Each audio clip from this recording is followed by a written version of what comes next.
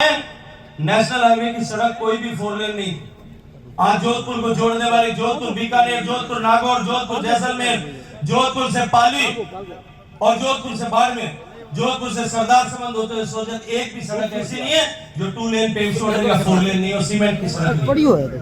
सारी सड़कें बना दी जोधपुर भर, सारी की सारी सड़कें जोधपुर में बन गई। 406 से ज्यादा जोधपुर में प्रधानमंत्री ग्राम सड़क योजना बन गई। ये सब भारत सरकार करती है। छोटी सड़कें बनानी होगी, डिस्ट्रिक्ट रोड बनानी होगी, ये राज्य सरकार कर सकती है। एम्स का अस्पताल भारत सरकार बनाती है। छोटा अस्पताल गांव में देश के जो है गांव राज्य की सरकार बनाती है। बड़े काम भारत सरकार करती है, छोटे छोटे काम राज्य सरकार करती है। और तीसरी लिस्ट है जिसमें है पानी, खेती और कानून व्यवस्था। अपन कोई मुकदमा हो जाए तो आप सीबीआई में दर्ज कराओ, थाने में दर्ज कराओ, थाने में कराओ, सीबीआई में डायरेक्ट करा सका। राज्य सरकार की अनुशंसा के बिना सीबीआई में मुकदमा ही दर्ज नहीं हो सकता। ये कांग्रेस पार्टी के लोग रोज झूठ बोलते हैं कि हम सीबीआई का दुरुपयोग करते हैं। या तो राज्य सरकार लिख करके दे या हाई कोर्ट और सुप्रीम कोर्ट ऑर्डर करे तब जा सकते। पानी का काम केवल राज्य सरकार कर सकती थी, भारत सरकार का हस्तक्षेप नहीं था। मेरे हाथ में प्रोजेक्ट सैंक्शन करना था, मेरे हाथ में पैसे देना था, मैंने पैसे दिए 27,000 करोड़ रुपए और ये कह करके दिए ये खर्च करो और दे दूंगा, पैसा कम नहीं पड़ने दूंगा। लेकिन अशोक गहलोत सरकार ने काम नहीं किया। देश में 32 प्रदेशों में काम चल रहा था, उसमें सबसे काम अगर कहीं हुआ तो वो राजस्थान और पश्चिम बंगाल में हुआ। ममता जी ने तो शुरू नहीं किया और इन्होंने पूरा नहीं होने दिया। और मैं आज आपके सामने खड़े होकर के जिम्मेदारी से एक बात कहता हूं, अशोक गहलोत साहब ने पानी का काम इसलिए नहीं किया क्योंकि उनके मन में डर था, चोर था उनके मन में। उनको लगता था अगर हर घर तक पीने का पानी पहुंच गया तो मोदी के प्रति जो भावना लोगों की है वो भावना 1000 गुना बढ़ जाएगी और अगले 50 साल तक कांग्रेस पार्टी इस राजस्थान में कभी सत्ता का सुख नहीं भोग सकती। अपने आप को कुर्सी पर बनाए रखने के लिए और कांग्रेस पार्टी के लिए राज लाने के लिए, आप लोगों को प्यासा तड़पने के लिए छोड़ने का पाप अशोक गहलोत ने किया। और मैं आज इस पवित्र जगह पर खड़े होकर के आपसे न्याय मांगता हूं। ये मेरी किसान सरदारी बैठी है, जैसा हमारे माए करते बैठा हूं, मैं तुमसे न्याय मांगता हूं आज यहां खड़े होकर के। मैंने बात किया, ये मेरे ऊपर चिपकाने की कोशिश करते हैं, अपने पाप का घड़ा मेरे ऊपर फोड़ने की कोशिश करते हैं कि गजेंद्र सिंह मंत्री था, पानी नहीं पहुंचा। जोधरी नदी के ऊपर खड़े होकर के वीडियो बनाते कि जोधरी नदी में पानी गंदा है। 2019 में मैंने 450 करोड़ रुपए सैंक्शन करा दिए, सर्वे करा दिया, वहां से भेज करके फाइल बना करके कलेक्टर को दे दी। 5 बार मैंने कलेक्टर को बात की, फाइल जयपुर भेजो, दिल्ली पहुंचते ही मैं सैंक्शन करके भेजता हूं। कलेक्टर ने कहा साहब सीएम ऑफिस ने मना कर दिया, फाइल यहां से नहीं जा सकती। 5 साल तक इंतजार करते रहे। जिनके पाप के कारण से जोधरी आज गंदी है, वो लोग आज जोधरी पे खड़े होकर के वीडियो बना करके डालते हैं कि गजेंद्र सिंह के होते हुए जोधरी नदी गंदी है। सरकार बनी, 1 महीने के अंदर फाइल दिल्ली मंगा करके क्लियर करके आचार संहिता लगने से पहले सालावास में कार्यक्रम करके शिलान्यास कर दिया। और आज आपको गारंटी के साथ में कहता हूं, भरोसे के साथ में एक बात कहता हूं, ये जो पानी है इस बोतल में, ऐसा पानी मेरी जोधरी नदी में बहेगा। 2 साल का टाइम दे दो मेरे। जिन लोगों ने पाप किया वो पाप का घड़ा मेरे ऊपर फोड़ना चाहते हैं और अगर आप लोग जवाब नहीं दोगे तो जवाब मैं दूंगा। कौन जवाब देगा इसका? ये जवाब देने की जिम्मेदारी आप लोगों की है कि नहीं? मेरे प्रति कोई शिकायत तो आप मुझे बताओ। मैंने 10 साल में एक भी ऐसा उदाहरण आप मेरे को बता दो मैंने 2 जातियों को लड़ाया हो, कहीं जाति पक्ष किया हो, कहीं 2 भाइयों को लड़ाया हो, कहीं 2 भाइयों की लड़ाई में अपनी टांग डाल करके पार्टीबाजी की हो, कहीं किसी का ऊंचा नीचा किया हो, कहीं किसी का एक पैसा किसी से लिया हो। मैंने हमेशा आप सबको अपने घर परिवार के सदस्य की तरह रखा। मुझे कहते हैं कि गजेंद्र सिंह जी के होते हुए गजेंद्र लोग मुझे आकर के चर्चा करते हैं कि अब की बार आपसे नाराज है। मैं आपसे पूछना चाहता हूं, पिछले 5 साल तक मेरी जिंदगी के सबसे कठिन 5 साल थे, सबसे कठिन।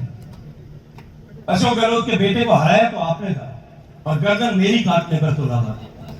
5 साल तक मुझे झूठे केसेस में फंसाने के लिए मैंने आरटीआई से इंफॉर्मेशन मांगी। साहब आरटीआई से 5 साल में मुझे झूठे केसेस में फंसा लेने के लिए, जो मुझे जेल भेजने के लिए जो वकील खड़े किए गए, उनकी फीस राजस्थान सरकार ने 42 करोड़ रुपए फीस पे की। उन वकीलों की 42 करोड़ रुपए। ये तो आप लोगों की ताकत मेरे पीछे खड़ी थी, इन बुजुर्गों का आशीर्वाद मेरे ऊपर था। बाकी इन जो पजियों ने वो आज तक एक भी जीव तो नहीं रही, मैं ही एक बची हूं बस, और वो आप आशीर्वाद हो।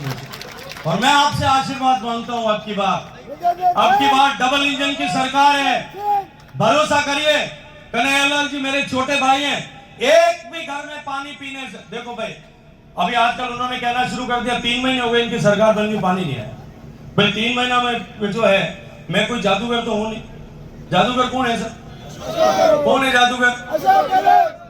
क्या तो वह जादूगर क्या हमें नया नया एक और बढ़िया है कि तो चांद तक सोने की सीधी चढ़ा दी। एक अल्लाह ने चढ़ा, एक राम ने चढ़ा। मैंने एक टावर कार्यकर्ता आरके साहब उन्होंने ऐसा कहा, मैं यार ऐसे थोड़ी कह सकते हैं, इतने बड़े नेता है कि 30 साल का से मैं राजनीति में ऐसा कहते हैं, मैं क्या ऐसी पागल बात थोड़ी कर सकता। वो क्या मैं वीडियो दिखा दूं? मैं दिखा, उसने वीडियो दिखाया, वीडियो देखता है हमारे मुंह ना निकले हो। मैं क्या था वो वीडियो थे लिखे तो भेजो, और वीडियो देखता मैं क्या ये तो सोनो लाइक कर।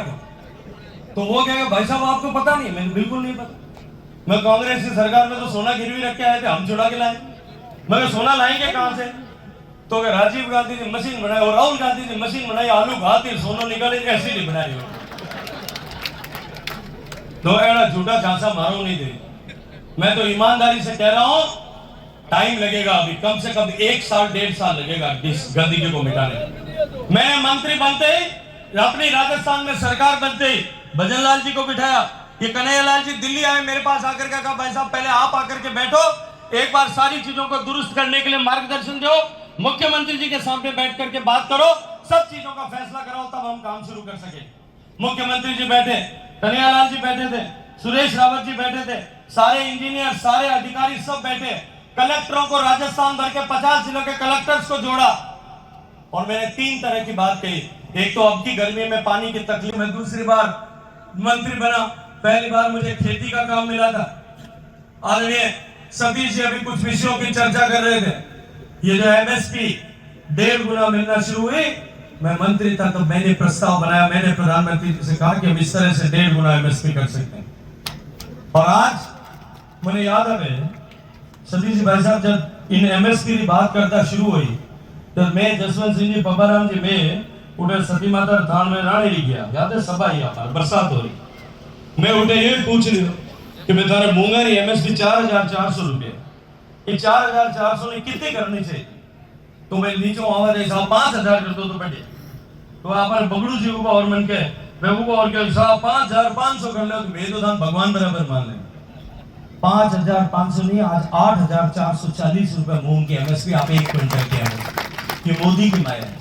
और केवल भाव नहीं बढ़ा, खरीद के लिए जो गारंटी देती थी नेफेड को भारत सरकार साहब, वो 1,000 करोड़ रुपए होती थी जो अटल जी की सरकार गई तब, कांग्रेस की सरकार गई तब 10 साल में बढ़कर के 3,000 करोड़ हुई थी। मोदी जी की सरकार आने के बाद 10 साल में वो 50,000 करोड़ रुपए की गारंटी है खरीद के लिए नेफेड को। आपकी जितना फसल होती है 25 क्विंटल के हिसाब से देश भर की फसल खरीदने के लिए नेफेड को आज अनुमति लेने की आवश्यकता नहीं पड़ती। मित्रों मुझे दूसरी बार आपने आशीर्वाद दिया, पानी का काम दिया, आप लोगों की आशाएं